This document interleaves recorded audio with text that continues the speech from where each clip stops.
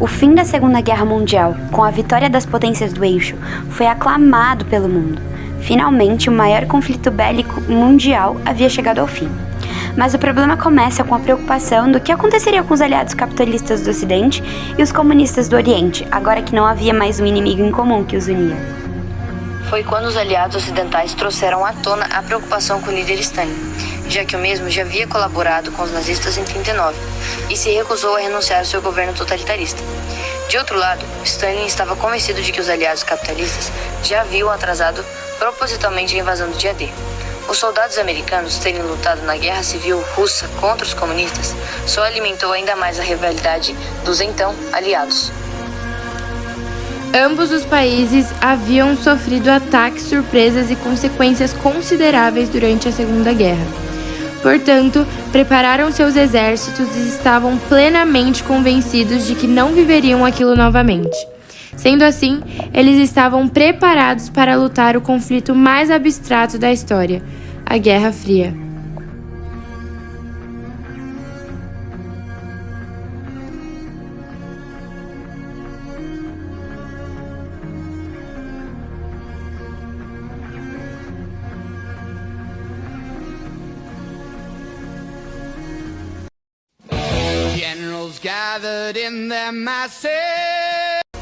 Uma Guerra Fria tem como principal característica o conflito indireto entre duas potências.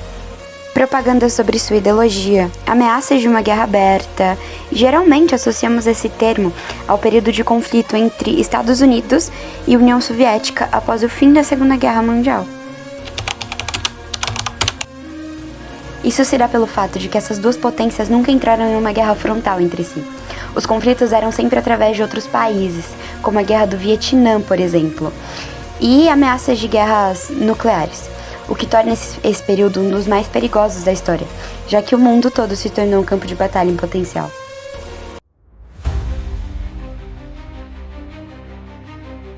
Para conseguirmos entender todo esse conflito, vamos precisar voltar para o final da Segunda Guerra Mundial, quando os Estados Unidos e Rússia ainda eram aliados contra os nazistas. Estados Unidos de um lado, Rússia do outro e Alemanha no meio. Foi aí que a disputa de quem chegaria primeiro em Berlim começou, para assim ter de fato um único vencedor na guerra. Foi aí que eles decidiram dividir a Alemanha, ou melhor, o mundo, em áreas de influência, já que os países do leste estavam totalmente influenciados pela Rússia. Decidiram continuar assim e foram assinando vários tratados que decidiram que o Ocidente seria capitalista e o Oriente comunista, e que Berlim já era a capital. Seria dividido em 4 áreas de influência. Uma seria comandada pela França, outra pela Inglaterra, uma pela Rússia e outra pelos Estados Unidos. Justamente por isso, o Muro de Berlim se tornou o principal símbolo deste conflito. Que um símbolo muito importante foi a bomba atômica que os Estados Unidos lançou, já que além de ter matado muita gente, ela se tornou um grande exemplo de poder, que deixou a Rússia e o resto do mundo amedrontado. Inclusive, durante toda a corrida armamentista, foram criadas bombas capazes de destruir um país inteiro, de uma vez só, e só agora os dois lados têm armas de destruição em massa. Ou seja, se um conflito frontal entre esses dois países acontecesse, o mundo inteiro entraria em colapso. E os dois lados tinham consciência disso. Então essa ameaça se tornou basicamente o equilíbrio da Guerra Fria, já que não seria útil para nenhum dos dois destruir todo o planeta.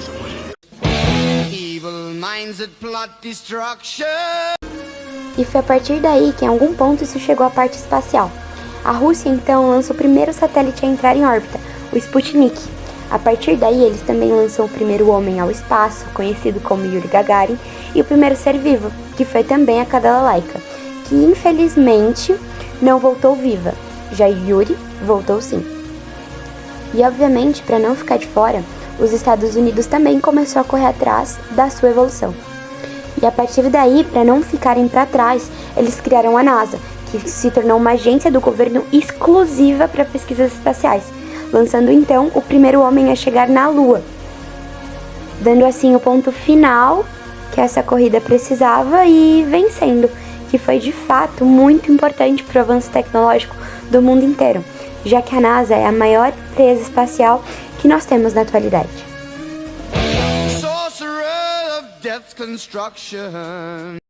Pelo fim da Segunda Guerra Mundial, a Europa estava destruída. Então, os Estados Unidos resolvem oferecer ajuda com juros muito baixos ou simplesmente doação para que eles e o Japão se tornassem seus aliados, o que ficou conhecido como Plano Marshall. O Japão se torna muito importante, já que a China passa por uma revolução, vira comunista e agora acontecer o mesmo com o Japão se tornou um medo estadunidense. Então, como forma de ajudar e desenvolver e fazerem eles esquecerem das 2 bombas atômicas lançadas lá, eles enviam muito dinheiro para lá. Inclusive hoje o Japão é uma grande potência. Então foi essa fragilidade da Europa que fez com que os Estados Unidos se tornassem uma grande potência, a partir dos acordos que eles assinaram, como por exemplo o Bretton Woods, que colocava o dólar como moeda oficial, que vale até hoje inclusive, o Tratado do Atlântico Norte, a OTAN, que era uma aliança entre os países ali, então se eles entrassem em guerra, todos os países entravam em guerra juntos. E obviamente a União Soviética não ia ficar de fora.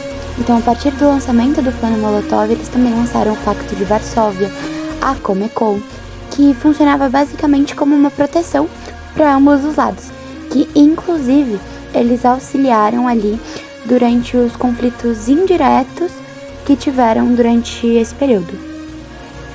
Como, por exemplo, a Guerra das Coreias, a Guerra do Vietnã e também a Revolução Cubana.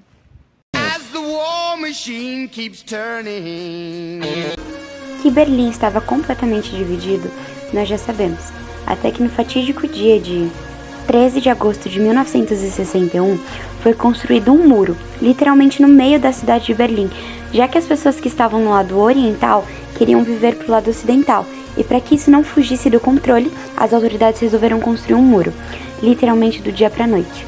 Um muro que separou amigos, famílias e amores. Que agora não havia nenhum tipo de ligação entre as cidades, as pessoas do lado oriental tentavam desesperadamente ir para o ocidente. Pulavam dos prédios, faziam túneis e até falsificavam documentos. Criatividade era o que não faltava, já que a vida do outro lado era bem mais desenvolvida. Já que Estados Unidos e Rússia não brigavam diretamente, outros conflitos tomavam formas nessa guerra, como por exemplo a Guerra das Coreias, que era um país dividido entre Sul e Norte. E lá, durante a Revolução Chinesa, os norte-coreanos resolveram que queriam unificar a Coreia novamente, e assim invadem o sul da Coreia à força, o que ocasionou uma guerra muito sangrenta. E aí os Estados Unidos resolveram intervir na Coreia do Sul e a Rússia na do Norte. E eles fazem isso justamente para tentar encontrar um vencedor sem que tenham que guerrear um contra o outro diretamente. E no fim, a guerra não levou a lugar nenhum, só matou deliberadamente uma quantidade absurda de civis.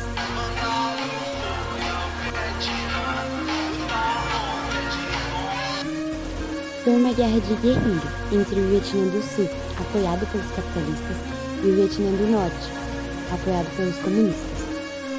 Foi uma guerra de guerrilha brutal, que matou muitos civis desnecessariamente.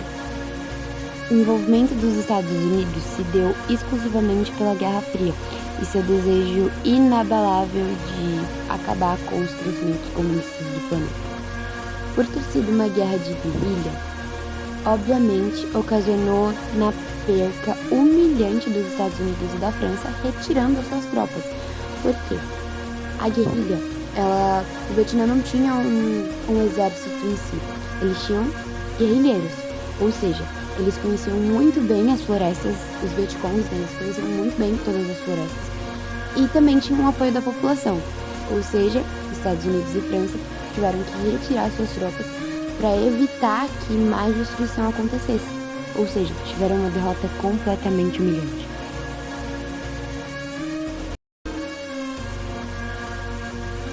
Quando Cuba passa pela Revolução e decide virar socialista, a União Soviética se aproveita disso e aproveita para colocar vários mísseis e bombas nucleares, enfim, apontados para os Estados Unidos.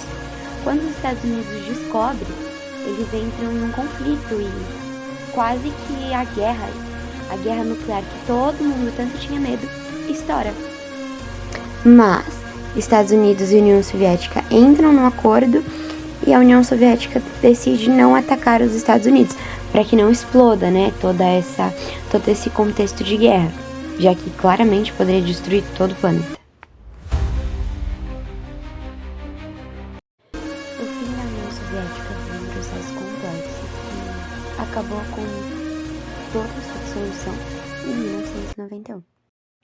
Fatores como a liderança de Gorbachev,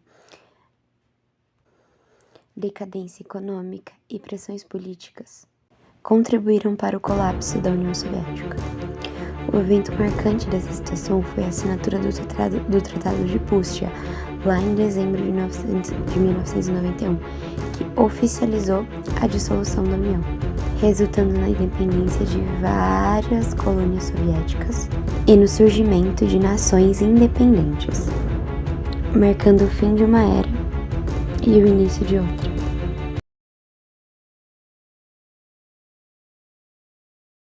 E para quem acha que acabou fácil assim com a queda do muro, está errado, já que mesmo depois da queda do muro de Berlim, a Alemanha permaneceu dividida por mais um ano, e só depois ela foi realmente unificada.